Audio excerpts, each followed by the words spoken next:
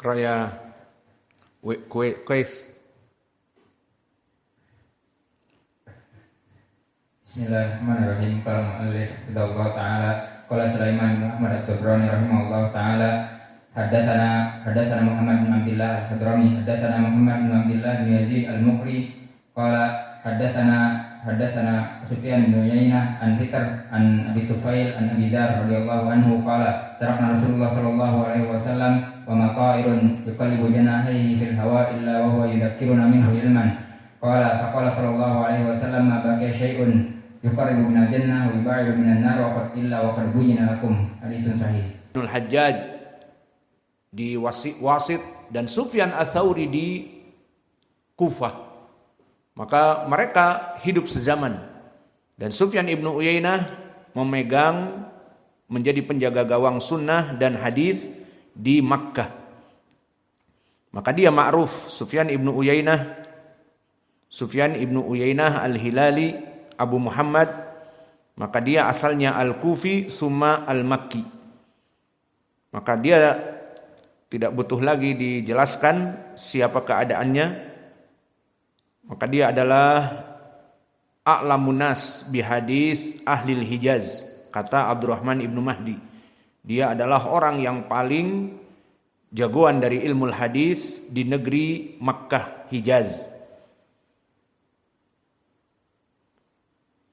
Maka sekarang setelah kita mengetahui riwayat ini, kemudian bertemu sanadnya dengan sanad yang masyhur dari Yahya ibnu Sa'id al-Ansari, meriwayatkan dari Muhammad ibnu Ibrahim At-Taimi dari Alqamah ibnu Waqqas dari Umar. Maka inilah sanad yang menjadi madar di kalangan para ulama ilmu hadis dari hadis innamal a'malu binniyat. Dan penulis memasukkan di riwayat Al-Humaidi karena menginginkan lafaz di Al-Bukhari innamal a'malu binniyat. Adapun di hadis yang terdahulu dari Abdullah ibnu Maslamah an Malik an Yahya ibnu Sa'id al-Ansari, seperti di matan tidak disebutkan lafaz innama. Namun diriwayatkan oleh Imam Muslim dari jalan Abdullah ibnu Maslamah dari Malik dengan lafaz innama. Maka penulis memasukkan di sini dari Al-Humaidi dikarenakan ingin lafaz innama. Lalu mana wajah pendalilan? Maka wajah pendalilan lafaz innama yufidu al-hasr. Innamal a'malu binniyat innama yufidu al-hasr. Maka maknanya fakullul a'mal lazim binniyah. Maka setiap amalan harus dengan niat. Ini wajah pendalilannya. Innamal a'malu binniyat, setiap puasa harus dengan niat. Maka di sini jumhur memandang setiap malam harus meniatkan. Kenapa? Innamal a'malu binniyat. Karena semua amal-amal soleh itu harus dengan niatnya. Maka niat melaksanakan puasa hari pertama diniatkan di malam hari. Puasa kedua diniatkan. Puasa ketiga diniatkan lagi. Berbeda dengan pendapat Imam Malik, cukup diniatkan di malam yang pertama sampai kepada akhir. Maka inilah yang menjadi wajah pembeda. Lalu perbedaannya bagaimana? Jumhur mengatakan bahwa ibadah puasa dari malam atau dari hari pertama kepada hari kedua kepada hari ketiga sampai kepada 29 hari ataupun 30 jika tidak terlihat hilal Ramadan, maka di sini menurut jumhur setiap hari ibadah tersendiri. Hari pertama ibadah tersendiri. Hari ke-10 ibadah tersendiri. Hari ke-20 ibadah tersendiri. Ini pendapat jumhur.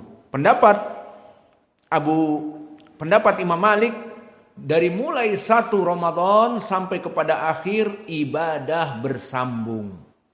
Maksudnya bagaimana ibadah bersambung? Seperti sholat, kata dia. Takbiratul ihram, nah rakaat pertama, kedua, ketiga, keempat, kalau duhur dan asar dan isya, maka semuanya dari rakaat pertama sampai akhir bersambung. Sehingga cukup diniatkan seperti sholat. Di saat takbir Allahu Akbar dia niatkan di dalam hati, maka sampai kepada salam itulah sholat. Begitupun puasa Ramadan. Dari mulai malam pertama sampai kepada malam terakhir, maka diniatkan di malam harinya 1 kali. Ini pendapat Imam Malik. Pendapat jumhur tidak bisa. Karena ibadah dari hari ke hari berbeda. Kata siapa? Dari awal Ramadan sampai akhir itu dihitung 1 kali ibadah. Puasa terus menerus 1 ibadah. Tidak. Tetapi dia setiap hari harus mentajdid niat. Setiap malamnya atau sebelum fajar, waktu sahur mentajdid niat. Karena ibadah puasa Ramadan bukan seperti sholat. Tidak seperti pendapat Imam Malik. Maka dikatakan di sini dengan dalil lafadz innamal a'malu binniyat innama yufidul hasr, maka fi kulli yaum munfasil min yaum akhar.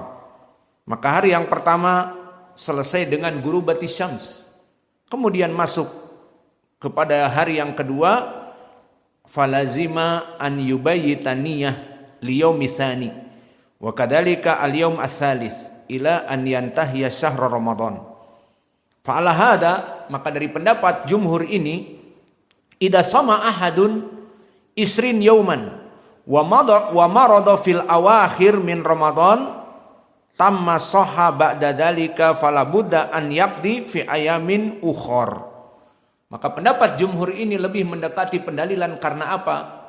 Karena jika seseorang misalnya berpuasa dari awal Ramadan sampai hari ke-20, kemudian malam ke-21, 22, 23, 24 sakit 4 hari.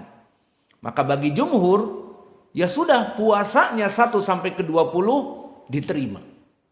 Hanya hari yang keempat sakit boleh makan di siang harinya diqadha 4 hari.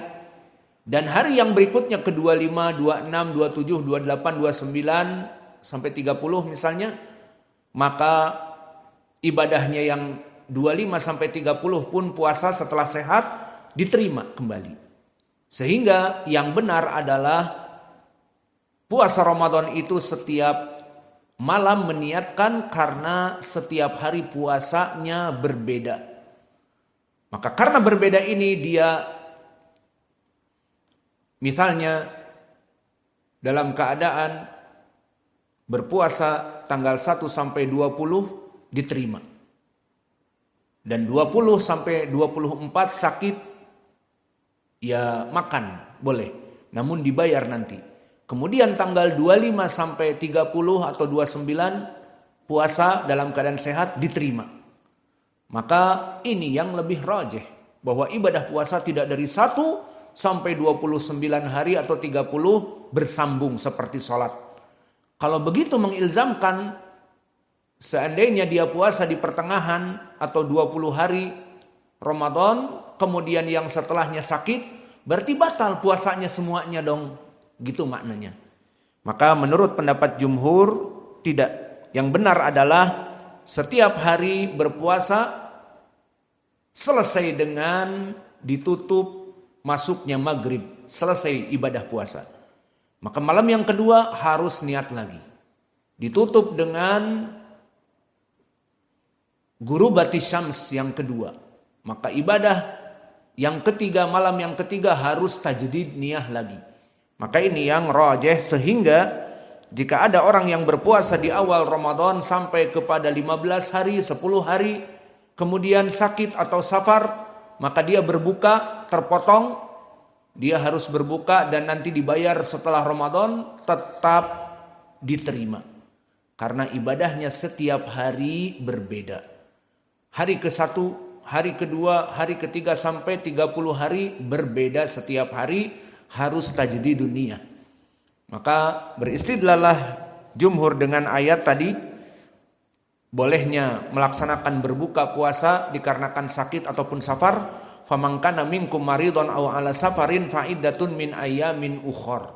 Barang siapa yang sakit dan butuh berbuka di siang hari, atau safar yang melelahkan butuh berbuka di siang hari, tidak apa-apa, maka dia bayar di hari yang lain.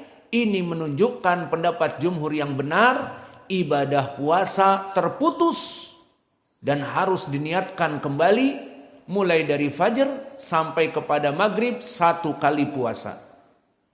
Kemudian puasa yang kedua, di hari yang kedua mulai dari fajar sampai kepada maghrib selesai.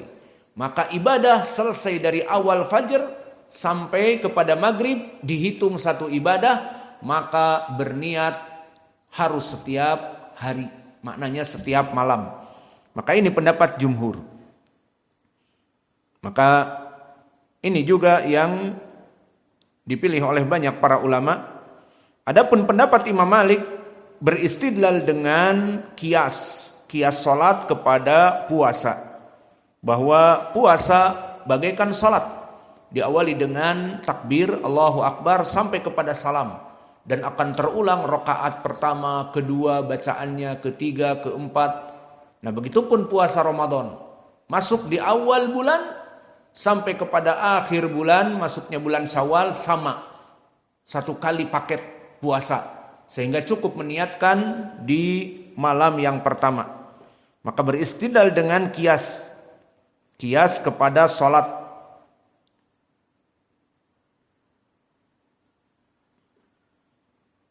Maka ini pendapat dari Imam Malik.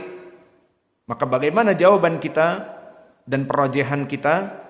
Kita katakan kias ma'al farik, karena sholat ibadah yang bersambung dari takbiratul ihram kepada salam, bersambung. Tidak berbeda jauh dengan puasa, tidak bisa dikiaskan. Karena puasa setiap malam itu harus meniatkan karena berbeda. Puasa hari pertama, hari kedua, hari ketiga berbeda.